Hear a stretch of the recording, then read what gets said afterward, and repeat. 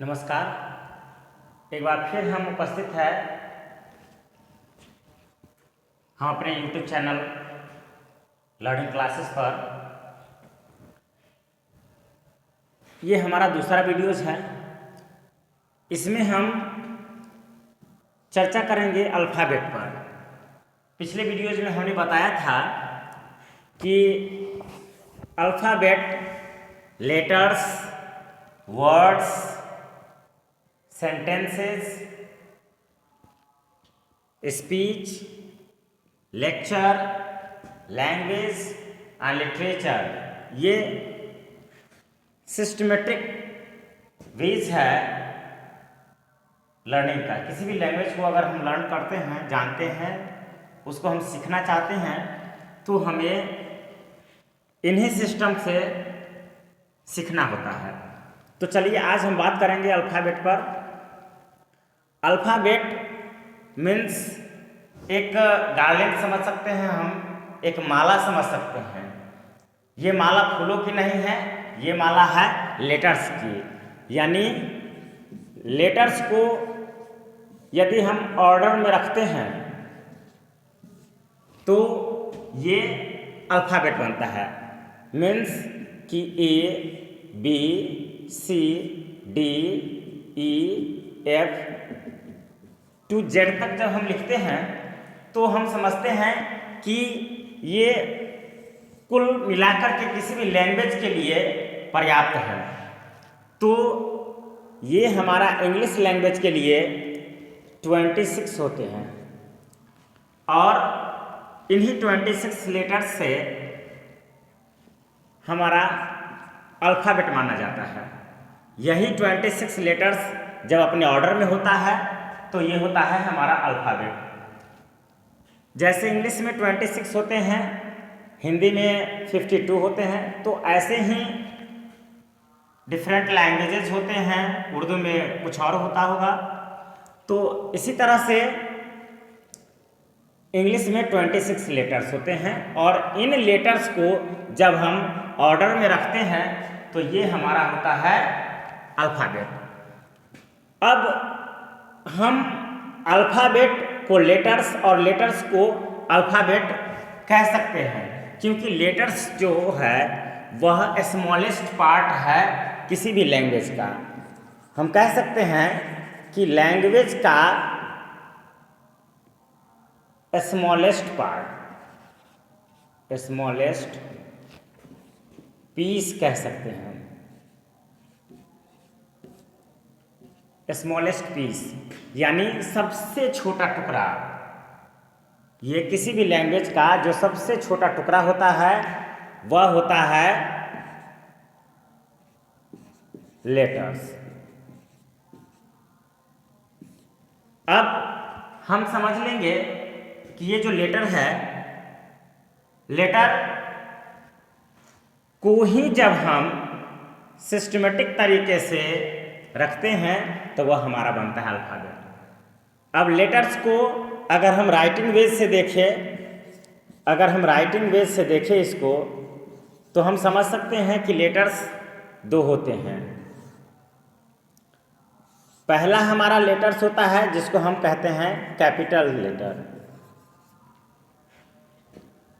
यानी बड़े अक्षर। दूसरा होता है, ये होता है स्मॉल लेटर। अब कैपिटल लेटर्स और small letter in writing ways, लेकिन जब हम इसको साउंड के रूप में ले जाते हैं, जब इसके हम साउंड को इसके प्रोनाउंसिएशन की दृष्टिकोण से देखते हैं तो हम समझते हैं कि उसमें भी 2 टाइप्स होते हैं। जो पहला हमारा होता है वह होता है वोवेल साउंड, वोवेल्स। दूसरा जो हमारा होता है वो होता है कॉन्सोनेंट्स। तो वोवेल्स और कॉन्सोनेंट्स, इसमें भी हम सही से अगर समझ ले तो हम समझते हैं कि जनरली हम समझते हैं कि वोवेल्स में 5 लेटर्स आते हैं और रेस्ट 21 ये आते हैं हमारे कॉन्सोनेंट्स में। कभी कभार हम देखते हैं कि सेमी वोवेल्स भी हम कहते हैं। उस सेमी वोवेल्स में 2 लेटर्स आते हैं जो हमारे कॉन्सोनेंट से आते हैं। ये 2 लेटर्स